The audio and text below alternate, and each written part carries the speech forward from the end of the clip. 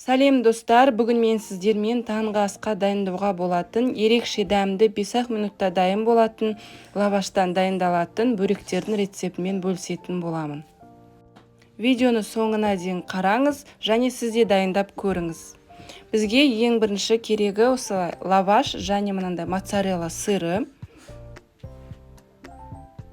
Сырымызды үккіштен өткізіп аламыз. Міне осындай қылып үккіштен өткізіп алдық сырымызды. Енді лавашты бірнеше кішірек бөліктерге бөлеміз.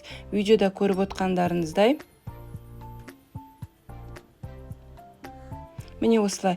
Бір лаваштан менде 8 кішкентай бөлікшелер шықты. Міне тура видеода көріп отқандарыңыздай сырды саламыз да осылай ораймыз. Шетін осылай суға малып, жабыстырып қоямыз. Сонда жақсы жабысып қалады. Міне тағы да көрсетіп атырым. Міне сонда жабысып қалады лаваштарыңыздың шеті. Мен сыр салдым, сіздер сырдың орнына творог не болмаса ас көк, колбаса өздеріңіздің қалауларыңызша салуға болады салманы. Қызып тұрған майға енді бөректерімізді жақсылап қуырып аламыз. Екі жағын бірдей қызартып, жақсылап қуырып аласыздар осылай. Таңғы асқа жасағанға өте ыңғайлы, себебі өте тез дайын болады. Және отбасы мүшелерінің бәріне ұнады бөректерім, әсіресе балапандарыма қатты ұнады.